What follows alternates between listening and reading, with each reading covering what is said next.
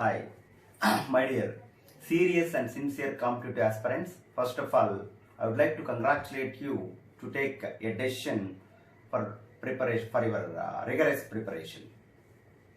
ఇవాళ మనం topic general ఇంగ్లీష్లో ఏ టాపిక్స్ వస్తున్నాయి, టీఎస్పిఎస్సి స్టార్ట్ చేసినప్పటి నుంచి ఇప్పటి వరకు డిఫరెంట్ కాంపిటేటివ్ ఎగ్జామినేషన్స్లో టీఎస్పిఎస్సి కండక్ట్ చేసేటువంటి ఎగ్జామ్స్లో జిఎస్ పరంగా జనరల్ ఇంగ్లీష్కు సంబంధించి ఏ టాపిక్లు ఉన్నాయి, ప్రీవియస్ పేపర్స్ను మనం ఒకసారి అనలైజ్ చేస్తే బిట్స్ అనేది ఎలా రావడం జరిగింది, ఏ టాపిక్ నుంచి రావడం జరిగింది అనేది మనం అబ్జర్వ్ చేస్తే ఒక్కటి కాదు దాదాపు ఒక 20 రకాలైనటువంటి కాంపిటేటివ్ ఎగ్జామ్స్ని మనం చూసాం.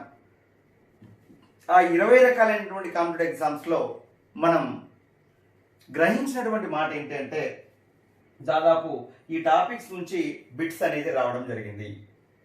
ఎగ్జామ్ పాయింట్ ఆఫ్ వ్యూలో వీటికి ఎలా ప్రిపేర్ కావాలి, టీఎస్పిఎస్సి కండక్ట్ చేసేటటువంటి ఎగ్జామ్స్లో ఒక ఎగ్జామ్కి నెక్స్ట్ రాబోయేటటువంటి ఎగ్జామ్కి రైట్ ఆ బిట్స్ అనేవి ఏ టాపిక్ నుంచి వీళ్ళు తీసుకుంటూ ఉన్నారు, ఆ రేంజ్ అనేది, స్టాండర్డ్ అనేది, డెప్త్ అనేది ఎట్లా పెరుగుతుంది, వీటిల్లో కూడా రిపీటెడ్గా క్వశ్చన్స్ ఏ టాపిక్ల మీద పడుతున్నాయి అనే దాని గురించి ఇవాళ మనం క్లాస్ మాట్లాడుకుందాం. బాగా అబ్జర్వ్ చేయండి. ఇప్పటి వరకు జరిగినటువంటి ఎగ్జామ్స్లో టీఎస్పిఎస్సి చైర్మన్ ఒకనొక సందర్భంలో చెప్తూ not less than 10% of total marks of GS general English marks will be given అనేసి అన్నాడు. అంటే 150 మార్కులకు పెట్టేటటువంటి జనరల్ స్టడీస్ లో 10% అంటే మినిమం 15 మార్కులు ఖచ్చితంగా ఇవ్వడం జరుగుతుంది. ఈ 15 మార్కులు రైట్ అన్ని సబ్జెక్టులు చదువుతుంటారు తెలుగు మీడియం బ్యాక్గ్రౌండ్ వాళ్ళు, ఇంగ్లీష్కి వచ్చేటప్పటికి దాన్ని పక్కన పెట్టేస్తుంటారు. కానీ కొన్ని చిన్న స్టెప్స్ తీసుకోవడం వల్ల కూడా దీంట్లో మార్కులు సంపాదించవచ్చు.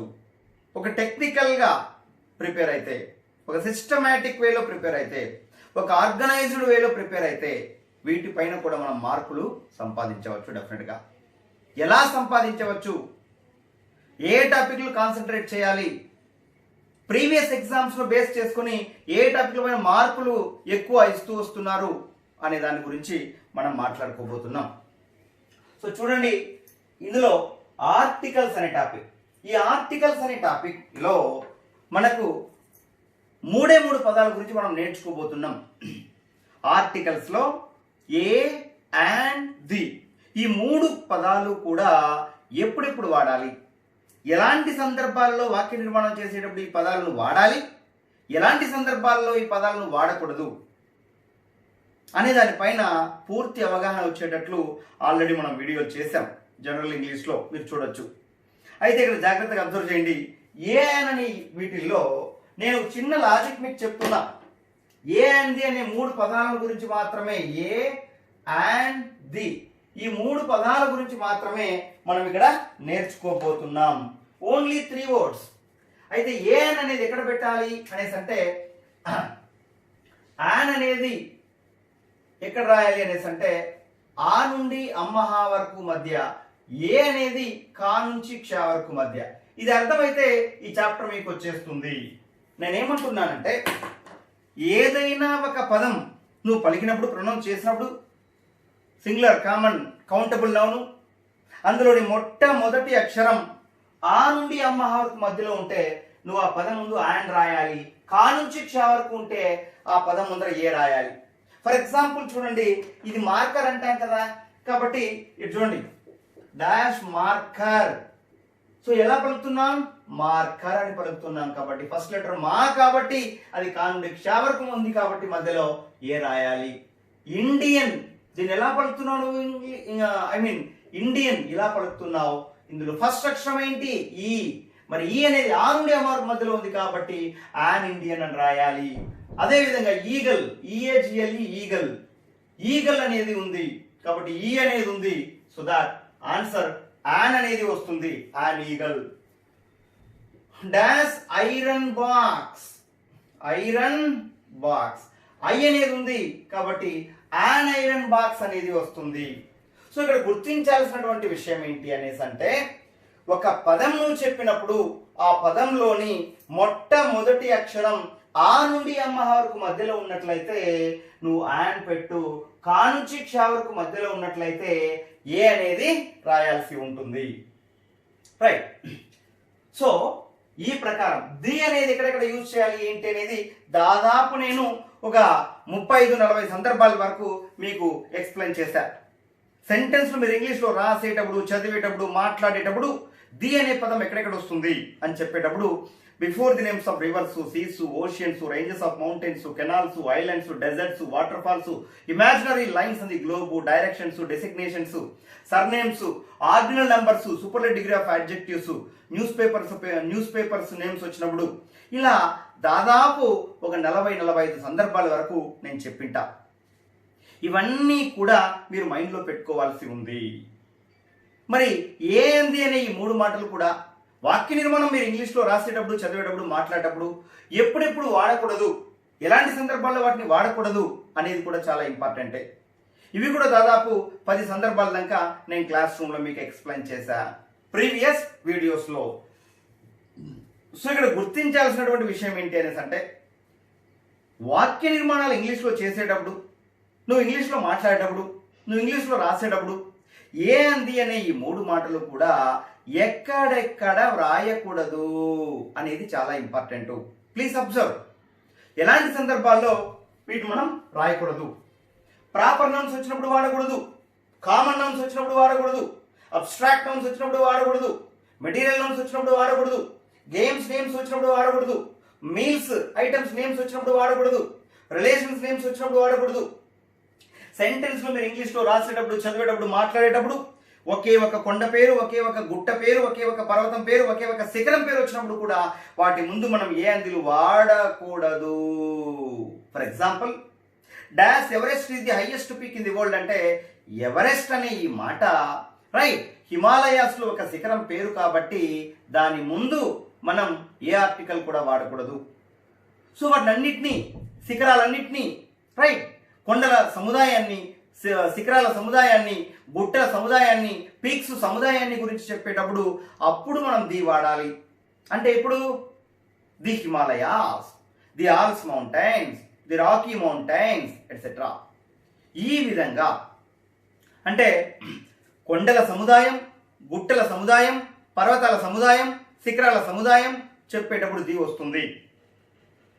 అంతేకాని ఒకే ఒక కొండ పేరు, ఒకే ఒక గుట్ట పేరు, ఒకే ఒక పర్వతం పేరు, ఒకే ఒక శిఖరం పేరు వచ్చినప్పుడు వాక్య నిర్మాణాలలో వాటి ముందు ఏ అండ్ దీలు వాడకూడదు. Mind it. So next one, designation తో పాటు, బాగా వినాలి, డెసిగ్నేషన్ తో పాటు ఆ డెసిగ్నేషన్ లో ఉన్న వ్యక్తి పేరు కూడా వెంటనే వస్తే ఏ ఆర్టికల్ కూడా రాదు. For example, director, director Kiran Reddy, collector Manmohan Rao, right home minister Ali, Amit Shah. ఇలా ఆ డెసిగ్నేషన్ తో పాటు ఆ డెసిగ్నేషన్ లో ఉన్న వ్యక్తి పేరు కూడా వెంటనే వస్తే అప్పుడు ఆర్టికల్ రాదు, గుర్తించాలి. రైట్. నెక్స్ట్ రెండో టాపిక్ ఏంటి? ప్రిపోజిషన్స్. ఈ ప్రిపోజిషన్స్ అనే topic very very very important. మీరు సెంటెన్సులు మాట్లాడేటప్పుడు ఆ వాక్యాలలో ఈ ప్రిపోజిషన్స్ అనే ఈ పదాలు నువ్వు ఎలా యూజ్ చేస్తున్నావు అనే దాన్ని బేస్ చేసుకొని నీ ఇంగ్లీష్ నాలెడ్జి డిసైడ్ అవుతుంది. నీ ఇంగ్లీష్ నాలెడ్జ్ని వేరే వాళ్ళు పసిగట్టడం జరుగుతుంది. నువ్వు అప్రాప్రియేట్ టైంలో అప్రాప్రియేట్ ప్రిపోజిషన్స్ యూజ్ చేస్తున్నావా లేదా అని అబ్జర్వ్ చేయడం జరుగుతుంది.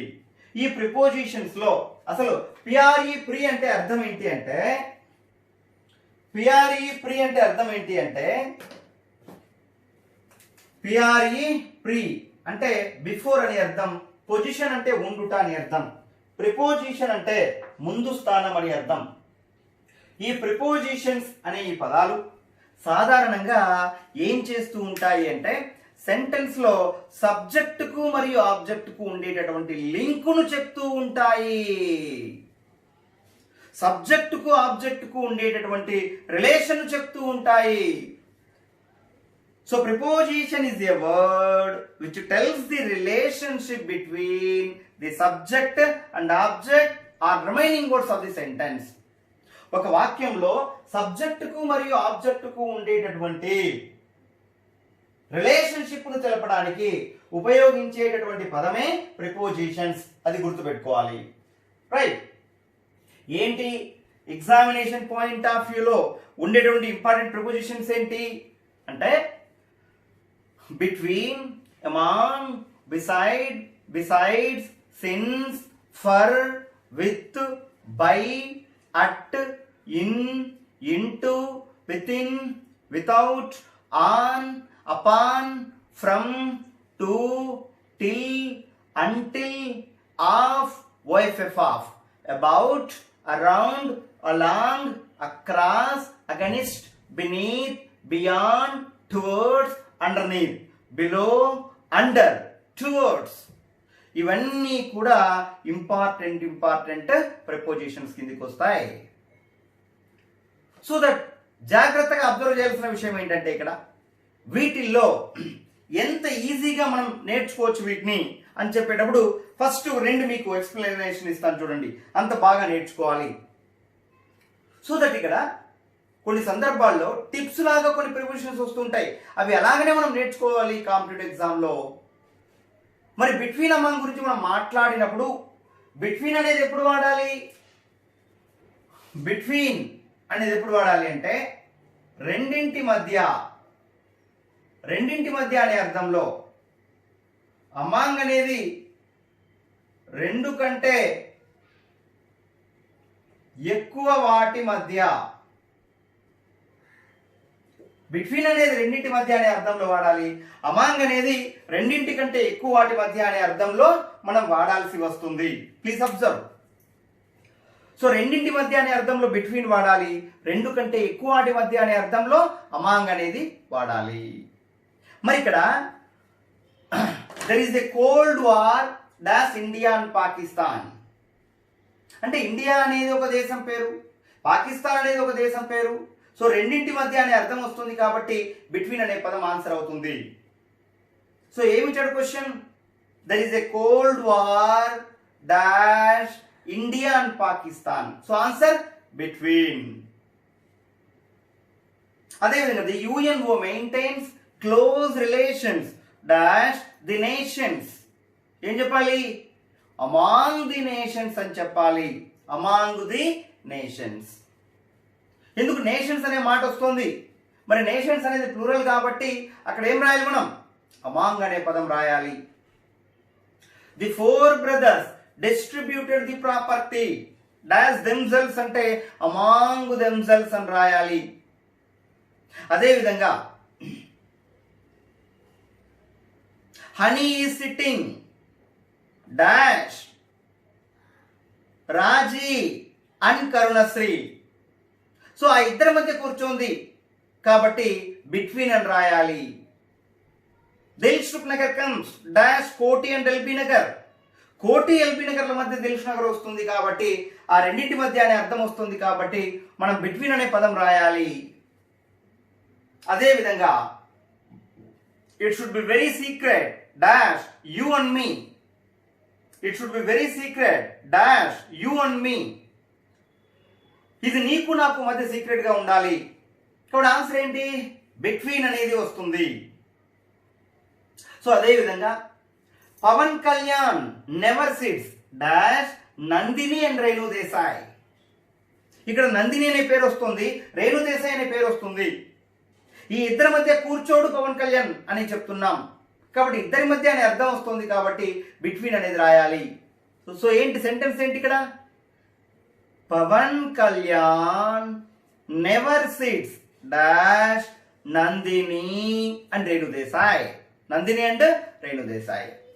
కాబట్టి ఈ విధంగా మనం ప్రిపేర్ కావాలి, సన్నద్ధం కావాలి కాంపిటేటివ్ ఎగ్జామినేషన్స్ కి. ఒకటి ఏదైనా పట్టుకున్నామంటే దాన్ని అంతు చూడాలి, అంతే. అలాగా ప్రిపేర్ అవుతూ పోవాలి. నెక్స్ట్ వన్ చూడండి, టెన్సెస్. చాలా సింపుల్ గా కాంపిటేటివ్ ఎగ్జామ్ పాయింట్ ఆఫ్ వ్యూలో ఈ టెన్సెస్ ఎలా నేర్చుకోవాలి అంటే, రైట్, టెన్స్ అనేది చాలా చాలా కీలకమైన పార్టు. ఒక మనిషి బ్రతకడానికి హార్ట్ ఎంత ఇంపార్టెంటో ఇంగ్లీష్ గ్రామర్లో ఈ టెన్సెస్ పార్ట్ అంత ఇంపార్టెంట్. కాబట్టి ఇక్కడ టెన్స్ అంటే టైం అని అర్థం. మరి టెన్స్లు ఎన్ని ఉన్నాయి? 3 ఉన్నాయి. Present, past, future. మళ్ళీ ప్రతి టెన్స్ను కూడా ఒక్కొక్కటి 4 ఉపభాగాలుగా డివైడ్ చేయడం జరిగింది. అంటే ఏమేమి? ప్రజెంట్ను 4 రకాలుగా, పాస్ట్ను 4 రకాలుగా, ఫ్యూచర్ను 4 రకాలుగా. ప్రజెంట్ను 4 రకాలుగా అంటే అర్థం ఏంటి? Simple, continuous, perfect, perfect continuous అనే 4 రకాలుగా విభజించడం జరిగింది. పాస్ట్ను కూడా 4 రకాలుగా అంటే simple, continuous, perfect, perfect continuous 4 రకాలుగా. ఫ్యూచర్ను 4 రకాలుగా simple, continuous, perfect, perfect continuous అనే 4 రకాలుగా విభజించడం జరిగింది. కాబట్టి ఇక్కడ టెన్స్ అంటే టైం అని అర్థం. టెన్స్లు ఎన్ని ఉన్నాయంటే 3 ఉన్నాయి. ఫార్మ్స్ ఆఫ్ టెన్సెస్ ఎన్ని ఉన్నాయంటే 12 ఉన్నాయి. అది గుర్తుపెట్టుకోవాలి. ఈ 12 ఏంటి? ప్రజెంట్తో 4 అంటే present simple, present continuous, present perfect, present perfect continuous 4. పాస్ట్తో 4 past simple, past continuous, past perfect, past perfect continuous. ఫ్యూచర్తో 4 future simple, future continuous, future perfect, future perfect continuous. కాబట్టి మొత్తంగా ఇక్కడ అబ్జర్వ్ చేయాల్సింది మనం చాలా జాగ్రత్తగా ప్రజెంట్తో 4, పాస్ట్తో 4, ఫ్యూచర్తో 4 ప్రతిదీ కూడా 4 రకాలుగా డివైడ్ చేయడం జరిగింది. కాబట్టి మొత్తం 12 ఫార్మ్స్ ఆఫ్ టెన్సెస్ ఉన్నాయి. ఎన్ని ఉన్నాయి? 12 ఫార్మ్స్ ఆఫ్ టెన్సెస్ అనేవి ఉన్నాయి. So that present simple, present continuous, present perfect, present perfect continuous. Past simple, past continuous, past perfect, past perfect continuous. Future simple, future continuous, future perfect, future perfect continuous. ఇలా మొత్తం 12 forms of tenses ఉన్నాయి. మరి ఇక్కడ examination point of వ్యూలో previous బిట్లు ఎలా వచ్చాయి ఈ టాపిక్లో, రైట్? మనం ఎలా ఆన్సర్ చేయాలి? తక్కువ టైంలో ఈ టాపిక్ పైన బాగా రుబ్బేయాలంటే, బాగా నాలెడ్జ్ రావాలంటే ఏం చేయాలి అంటే, మనం ఈ 12కి కూడా స్ట్రక్చర్ ఏంటి, తర్వాత ఇండికేషన్స్ ఏంటి, నిర్వచనం ఏంటి, ఈ 12కి కూడా ఈ 3 చాలా ఇంపార్టెంట్. ఏంటి? ఈ 12 ఫార్మ్స్ ఆఫ్ టెన్సెస్లలో డెఫినేషన్ ఏంటి, స్ట్రక్చర్ ఏంటి, ఇండికేషన్స్ అంటే గుడ్డి గుర్తులు ఏంటి, క్లూ వర్డ్స్ ఏంటి అనేవి చాలా చాలా ఇంపార్టెంట్. చూడండి, ఈ 3 పైననే మొత్తం టెన్సెస్ టాపిక్ మొత్తం కూడా ఉంటది. ఇప్పుడు ప్రజెంట్ సింపుల్ మనం మాట్లాడితే, ప్రజెంట్ సింపుల్ ఎప్పుడు మాట్లాడాలి, ఎలాంటి సందర్భాల్లో వాడాలి, ఎప్పుడెప్పుడు యూజ్ చేయాలి? ప్రజెంట్ సింపుల్ అంటే మనం ప్రతిరోజు చేసేటటువంటి పనులు మరియు నిత్య సత్యాలు తెలపడానికి ప్రజెంట్ సింపుల్ వాడాలి. అంటే to denote daily, routine, everyday activities అంటే మనం ప్రతిరోజు చేసేటటువంటి పనులు. టు డినోట్ హ్యాబిచువల్ యాక్షన్స్ అంటే మనం అలవాట్లను తెలపడానికి కూడా వీటిని వాడతాం. To denote I mean morals, నీతులు తెలపడానికి కూడా దీన్ని వాడాలి. టు డినోట్ ప్రావర్బ్స్, సామెతలు తెలపడానికి కూడా ప్రజెంట్ సింపుల్ వాడాలి. టు డినోట్ కొటేషన్స్, ఫేమస్ వ్యక్తులు చెప్పేటటువంటి కొటేషన్స్ చెప్పడానికి కూడా దీన్ని వాడాలి. To denote headlines in the news papers, news పేపర్లో వచ్చేటువంటి హెడ్లైన్స్ చెప్పడానికి కూడా దీన్ని వాడాలి. To denote future planned actions, future planned actions చెప్పడానికి కూడా దీన్ని వాడాలి.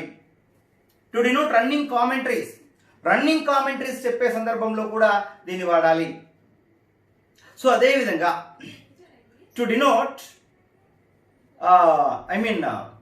నిత్య సత్యాలు, యూనివర్సల్ ట్రూత్స్ చెప్పడానికి, విశ్వ సత్యాలు తెలపడానికి కూడా మనం ప్రజెంట్ సింపుల్ అనే దాన్ని వాడాల్సి ఉంటుంది. అయితే ఒక వాక్యం మీరు ప్రజెంట్ సింపుల్లో చెప్పాలి అంటే స్ట్రక్చర్ అనేది ఎలా ఉండాలి అంటే సబ్జెక్ట్ ప్లస్ V1 ప్లస్ ఆబ్జెక్ట్లో ఉండాలి. మరి గుడ్డు గుర్తులు ఏంటి? ప్రజెంట్ సింపుల్కి గుడ్డు గుర్తులు ఏంటి? చూడండి, జాగ్రత్తగా అబ్జర్వ్ చేయండి, సింపుల్గా వస్తాయి. అవర్లీ. కొన్ని అవర్స్ అయితే డే అవుతుంది కదా, కాబట్టి డైలీ. కొన్ని డేస్ అయితే వీక్ అవుతుంది కదా, కాబట్టి వీక్లీ. కొన్ని వీక్స్ అయితే మంత్ అవుతుంది కదా, కాబట్టి మంత్లీ. కొన్ని మంత్స్ అయితే క్వార్టర్ అవుతుంది కదా, క్వార్టర్లీ. క్వార్టర్ అంటే ఏం క్వార్టర్ అనుకున్నారు? ఇది కాదు, 3 నెలలు, 3 నెలల్ని క్వార్టర్ అంటాం. అందుకే మనం ఎగ్జామ్స్ పిల్లలు ఏమంటుంటారు, క్వార్టర్లీ ఎగ్జామ్ ఉంది మాకు అంటూ ఉంటారు. క్వార్టర్లీ 2 క్వార్టర్లు అయితే హాఫ్ ఇయర్లీ, 2 హాఫ్లు అయితే ఇయర్లీ. ఈ పదాలు ఏ వాక్యంలో వచ్చినా ఆ వాక్యం ప్రజెంట్ సింపుల్లోనే ఉండాలి అనే డెసిషన్ తీసుకోండి. ఉంటుంది కూడా. ఏంటి ఆ పదాలు?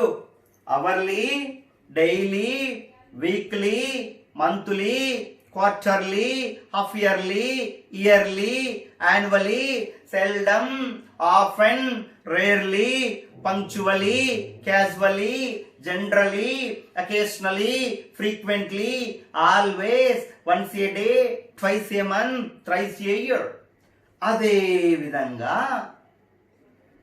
every hour, every day, every week, every month, every quarter, every half year, every year, every decade, every time, every morning, every evening, every night, every April, every Sunday, every summer.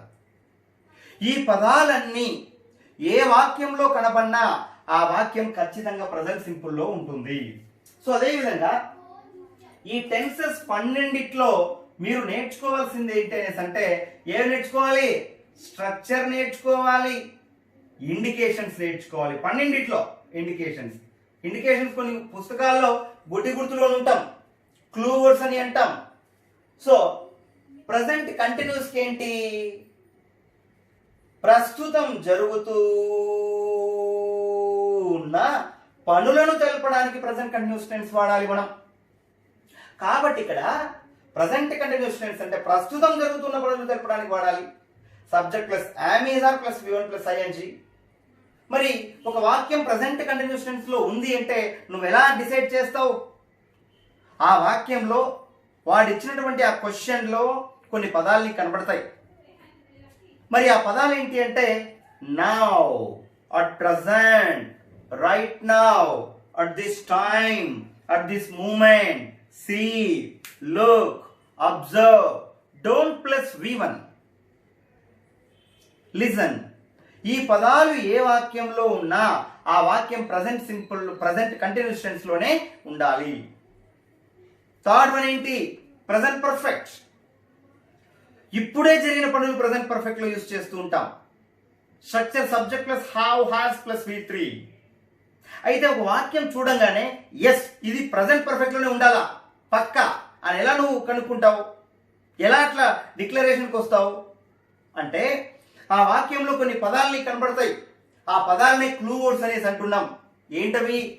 Just, just now, recently, so far, not yet, yet now, all the day, all the week, all the month, the first, the second, the third. అదే విధంగా it is hours, it is days, it is weeks, ఇలా వీటన్నిటికీ కూడా ఉపయోగిస్తాం. Next present perfect continuous tense అంటే ఏంటి? క్రియ అనేది గతంలోనే ప్రారంభమై ప్రస్తుతం కూడా జరుగుతూనే ఉన్నట్లయితే అలాంటి దాన్ని చెప్పడానికి present perfect continuous tense use చేస్తాం. ఫర్ ఎగ్జాంపుల్ నేను ఇప్పుడు ఒక 20 నిమిషాల నుంచి మీకు టీచ్ చేస్తూనే ఉన్నా. ఏం చెప్పాలి ఇంగ్లీష్లో? I have been teaching you for 20 minutes. I have been teaching you since 10 AM. అలా ఒక అమ్మాయి 3 ఏళ్ళ నుంచి ప్రిపేర్ అవుతుంది అనుకో ఐఏఎస్కి, ఏం చెప్పాలి? She has been preparing for IAS for 3 years. ఇప్పుడు మనం 2020లో ఉన్నాం కాబట్టి ఇదే స్టేట్మెంట్ని రైట్ ఫర్ యూజ్ చేయకుండా సిన్స్ ఉపయోగించేలా చెప్పచ్చు. She has been preparing for IAS since 2017. అలా. So that present perfect continuous టెన్స్లో 3 ఇండికేషన్స్ ఉన్నాయి. ఏంటవి? సిన్స్, ఫర్, హౌ లాంగ్, ఈ 3 మాత్రమే ఉన్నాయి. సో నేను ఏం చెప్తున్నాను అంటే ఈ 12 ఫార్మ్స్ ఆఫ్ టెన్సెస్ లో ఒక కాంపిటేటివ్ ఎగ్జామ్కు ప్రిపేర్ అయ్యేటటువంటి అభ్యర్థి ఫస్ట్ ఏం నేర్చుకోవాలి అంటే బ్లైండ్గా ఈ 12ంటికి కూడా నిర్వచనం ఏంటి, స్ట్రక్చర్ ఏంటి, క్లూ వర్డ్స్ ఏంటి, ఈ మూడే నేర్చుకోవాలి. ఈ మూడిట్లో కూడా చాలా చాలా ఇంపార్టెంట్ ఇంకోటి ఏంటి అంటే ఫస్ట్ ప్రయారిటీ క్లూ వర్డ్సే. ఎందుకంటే ఆ గ్రూప్ 2 ఎగ్జామ్ అయినా టీఎస్పీఎస్సీ కండక్ట్ చేసేటువంటి ఎగ్జామ్స్ లో ఈ టాపిక్ పైన బిట్టు లేకుండా ఇంతవరకు క్వశ్చన్ పేపర్ సెట్ కాలేదు. కావాలంటే ప్రిపేర్ నా వీడియో అయిపోయిన తర్వాత మళ్ళీ మీరు ప్రీవియస్ పేపర్లు ఒకసారి చూడండి. టెన్సెస్ పైన బిట్టు లేకుండా పేపర్ లేదు. ఉండేటివి ఉన్నాయి, 12 మాత్రమే ఉన్నాయి. ఈ 12 ఎలా మీరు నేర్చుకోవాలని చెప్పాను నేను. ఫస్ట్ నిర్వచనము, తర్వాత స్ట్రక్చరు, తర్వాత ఇండికేషన్స్, గంతే. ఈ మూడు బాగా రోజు నూరాలు బాగా రుబ్బేటప్పుడు బాగా రుబ్బాలి అంతే. రైట్. ఫస్ట్ ఎప్పుడు ఈ 12 పైన గ్రిప్ వస్తుంది మీకు? ఫస్ట్ లో 4 నేర్చుకోండి. ఆ 4 ఏంటి? Present simple, present continuous, present perfect, present perfect continuous. ఈ 4 నేర్చుకుంటే ఆటోమేటిక్గా మిగతా అన్ని కూడా వచ్చేస్తాయి. ఈ 4కి అనగానే 1 minute లో చెప్పగలగాలి ఇండికేషన్స్ అన్ని. ప్రజెంట్ సింపుల్ ఏం indications? Hourly, daily, weekly, monthly, quarterly, half yearly, yearly, annually, seldom, often, rarely, always. Right. Casually, అదేవిధంగా once a day, twice a month, thrice a year, every hour, every day, every week, every month, every quarter, every half year, every year, every decade, every time, every morning, every evening, every night, every Friday, every summer. ఈ పదాలు ఏ వాక్యంలో ఉన్నా ఆ వాక్యం present simple లోనే ఉంటది. Present continuous tense indications ఏంటి? Now, at present, right now, at this time, at this moment, see, look, observe, don't plus V1, listen. ఇప్పుడు నేను చెప్పినవి తప్ప వేరేవి ఏం లేవు. మీరు 20 బుక్లు ఎత్తినా కూడా. కాబట్టి ఇవి చాలా జాగ్రత్తగా మీరు మైండ్లో పెట్టుకోవాలి. రిపీటెడ్గా చదవాలి. Present perfect indications: just now, recently, so far, not yet now, all the day, all the week, all the month. Right? The first, the second, the third. It is years, it is weeks, it is months. That's all. ఇవి తప్ప వేరేవి ఏం లేవు. కాబట్టి చాలా జాగ్రత్తగా మీరు ఇవి నేర్చుకోవడానికి ప్రయత్నించండి. 4వది ఏంటి? Present perfect continuous tense. Indications 3 ఉన్నాయని చెప్పా. Since, for, how long. కాబట్టి ఫస్ట్ 4 నేర్చుకోండి. మిగతావన్నీ కూడా ఆటోమేటిక్గా మీకు వస్తాయి. ఇవన్నీ కూడా నెక్స్ట్ రాబోయేటువంటి వీడియోస్ లో డీటెయిల్డ్ వేలో మనం డిస్కస్ చేస్తాం. రైట్. ఇప్పుడు కండిషనల్ క్లాజెస్. ఇవి 3 ఉన్నాయి కండిషనల్ క్లాజెస్. చాలా ఇంపార్టెంట్. ఇక్కడ 3 వాక్యాలు నేర్చుకుంటే ఈ టాపిక్ అయిపోతుంది. ఏంటా 3 వాక్యాలు? ప్రాబబుల్ కండిషన్ లో స్ట్రక్చర్ ఎలా ఉంటుంది, ఇంప్రాబుల్ కండిషన్ లో స్ట్రక్చర్ ఎలా ఉంటుంది, అన్ఫుల్ఫిల్ కండిషన్ లో స్ట్రక్చర్ ఎలా ఉంటుంది. దట్స్ ఆల్, అంతే. ప్రాబబుల్ కండిషన్ లో అంటే ఏంటి? టకాని ఆ డెఫినేషన్ మీరు నేర్చుకోగలిగితే కాన్సెప్ట్ చాలా ఈజీగా అర్థమైపోతుంది. చూడండి, మ్యాథమెటిక్స్ వాళ్ళకి ప్రాబబిలిటీ అనేది చాప్టర్ ఒకటి ఉంటుంది. ప్రాబబిలిటీ అంటే ఏంటి? సంభావ్యత, జరగడానికి ఉన్నటువంటి ఛాన్సెస్ అనేసి అర్థం. కాబట్టి ప్రాబబుల్ కండిషన్ అంటే జరగడానికి ఉన్నటువంటి ఛాన్సు, కనీసం కొంత పర్సెంట్ అయిన ఛాన్స్ ఉంటే ఆ కండిషన్ ప్రాబబుల్ కండిషన్ అంటాం. మరి దానికి ఆపోజిట్ కదా ఇంప్రాబుల్ కండిషన్ అంటే? జరగడానికి ఏమాత్రం ఛాన్స్ లేకపోతే అది ఇంప్రాబుల్ కండిషన్. మరి అన్ఫుల్ఫిల్ కండిషన్ అంటే ఏంటి? జరగడానికి ఛాన్స్ ఉండి జరగకుండా పోతే అది అన్ఫుల్ఫిల్ కండిషన్. తేడా చూడండి జాగ్రత్తగా. మనం ఎక్కువగా ప్రాబబుల్ కండిషన్ గురించి మాట్లాడుతూ ఉంటాం నిజ జీవితంలో. ఏమని అర్థం? నువ్వు పోయి కర్రీస్ తీసుకొని వస్తే నేను వంట వండుతా, నేను రైస్ చేస్తా. If you bring curries I shall cook rice. Right? నువ్వు పోయి పాలు తీసుకొని వస్తే నేను టీ చేస్తా. If you take milk I will prepare లేదా ఐ విల్ మేక్ టీ. చూడండి, అంటే ప్రాబబుల్ కండిషన్ ఇవి. ఈ ప్రాబబుల్ కండిషన్లో ఇఫ్ క్లాజ్లో వర్బ్ ఎలా ఉంటుంది, మెయిన్ క్లాజ్లో వర్బ్ ఎలా ఉంటుంది. ఇంప్రాబుల్ కండిషన్లో ఇఫ్ క్లాజ్ లో వర్బ్ ఎలా ఉంటుంది, మెయిన్ క్లాజ్ లో వర్బ్ ఎలా ఉంటుంది. అన్ఫుల్ఫిల్ కండిషన్ లో ఇఫ్ క్లాజ్ లో వర్బ్ ఎలా ఉంటుంది, మెయిన్ క్లాజ్ లో ఎలా వర్బ్ ఉంటుంది. దీనిపైన మీకు నాలెడ్జ్ ఉంటే చాలు, బిట్ 100% వస్తుంది కండిషన్స్ అనే టాపిక్ లో. ఇది చాలా డీటెయిల్డ్ గా మనం 1 అవర్ డిస్కస్ చేసాం ఈ ఆ కండిషనల్ క్లాజెస్ మూడింటిని కూడా, రైట్.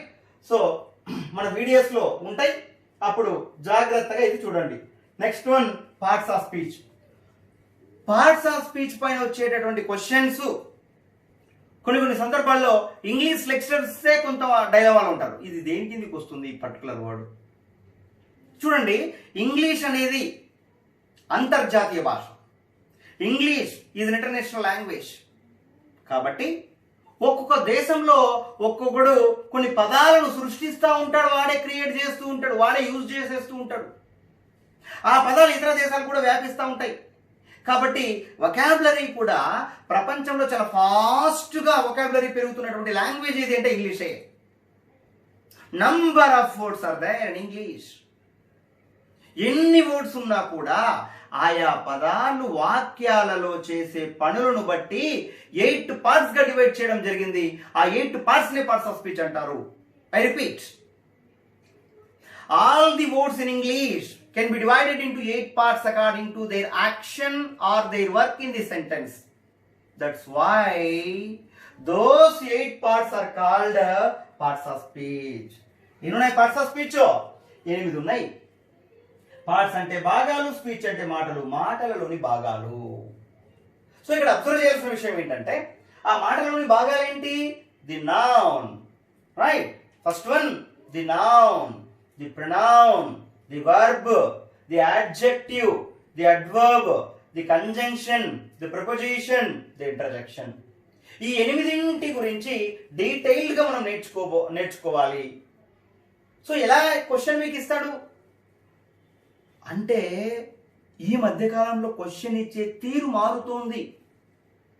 సో గతంలో ఎలా ఇచ్చేవాడంటే, ఒక సెంటెన్స్ ఇచ్చేసి ఆ సెంటెన్స్ లో ఒక వర్డ్ అండర్లైన్ చేసి ఆ వర్డ్ నౌనా, ప్రొనౌనా, వర్బా, అడ్వర్బా డిసైడ్ చేయమని అడిగేవాళ్ళు. ఇప్పుడు ఎలా ఇస్తున్నారంటే, వాడు వర్బ్ ఇస్తాడు, నౌన్ ఫామ్ రాయమంటాడు. నౌన్ ఫామ్ ఇస్తాడు, దానికి వర్బ్ ఏమవుతుంది, రైట్. అదేవిధంగా యాడ్జెక్టివ్ అనేది ఒకటి ఇస్తాడు, దానికి అడ్వర్బ్ రాయమంటాడు. ఫర్ ఎగ్జాంపుల్ చూడు, లవ్ అనే వర్బ్ ఇచ్చాడు, ఐ లవ్ యూ అనే దాంట్లో లవ్ అనేది వర్బ్ అవుతుంది. లవ్ ఈజ్ బ్లైండ్ అనే సెంటెన్స్ లో లవ్ అనేది ఏమవుతుంది, నౌన్ అవుతుంది. బాగా అబ్జర్వ్ చేయండి. ఇప్పుడు వర్బ్ ఐఎన్జీ ఫామ్ వస్తుంది. చాలా మంది వర్బ్ ఐఎన్జీ ఫామ్ అనేది వాక్యంతో మొదలైతే, వర్బ్ ఐఎన్జీ ఫామ్ అంటే cook plus ING cooking, eat plus ING eating, drink plus ING drinking. So ఒక ఆమె అంటుంది ఏమని, cooking is my hobby sir. ఇంకోటి అంటున్నాడు smoking is my hobby sir. ఇక్కడ స్మోకింగ్ అండర్లైన్ చేస్తాడు. ఇది నౌన్ పార్ట్స్ ఆఫ్ స్పీచ్ లో దేనికి కిందకి వస్తుందంటే, చాలా మంది ఐఎన్జీ ఉంది కాబట్టి వర్బ్ అనేసి అనుకుంటారు, తప్పు. క్లారిటీగా మాట్లాడాలి అంటే అది జెరెండ్ అవుతుంది, నౌన్ అవుతుంది. ఎప్పుడైతే V1 ప్లస్ ఐఎన్జీ అనేది నౌన్ లాగా పనిచేస్తుందో అప్పుడు దాన్ని జెరెండ్ అని అంటారు ఇంగ్లీష్ లో. V1 ప్లస్ ఐఎన్జీ అనే పదం ఎప్పుడైతే నౌన్ చేసే పని చేస్తుందో, అరే నువ్వు చేసే పని నేను చేస్తాను రా అని ఆ వర్బ్ ఎప్పుడైతే చేస్తుందో అప్పుడు ఆ వర్బ్ను ఏమంటామంటే నౌన్ అంటాము. ఇంకా క్లారిటీగా చెప్పాలంటే జెరెండ్ అని అంటాము. ఇంకా స్పెసిఫిక్ గా ఉంటాయి. సో అదే విధంగా షీ సిన్సియర్, అక్కడ సిన్సియర్ అండర్లైన్ చేస్తారు. అండర్లైన్ చేసి అదేమవుతుంది, యాడ్జెక్టివ్ అవుతుంది. దాన్ని అడ్వర్బ్ గా రాయమని చెప్తారు. అప్పుడు ఏం చేయాలి మనం, ఇంగ్లీష్లో ఉండేటటువంటి అడ్వర్బుల్లో దాదాపు 99% ఎల్వైతో ఎండ్ అవుతాయి. గుర్తుంది. అంటే ఎల్వైతో ఎండ్ అయినంత మాత్రం అన్ని అడ్వర్బులని కాదు, అంటే చెప్పడం most of the adverbs are ending with LY. Sincerely చూడండి, faithfully, sincerely, truly, lovingly, apparently, clearly, slowly ఎల్వైతో ఎండ్ అవుతున్నాయా? ఈ పదాలన్నీ కూడా వీటిని ఏమంటామంటే అడ్వర్బ్స్ అని అంటాం. ఇలా డిఫరెంట్ ఒక్కొక్క దాని గురించి డీటెయిల్డ్గా మనం పార్ట్స్ ఆఫ్ స్పీచ్లో మనం డిస్కస్ చేద్దాం. ఈ టాపిక్లో గురించి కూడా ప్రీవియస్ ఎగ్జామ్స్లో మార్కులు పడుతున్నాయి. రిమైనింగ్ ఏవైతే ఉన్నాయో ఈ 6 నుంచి ఇవన్నీ కూడా నెక్స్ట్ వీడియోలో మనం డిస్కస్ చేద్దాం. రైట్.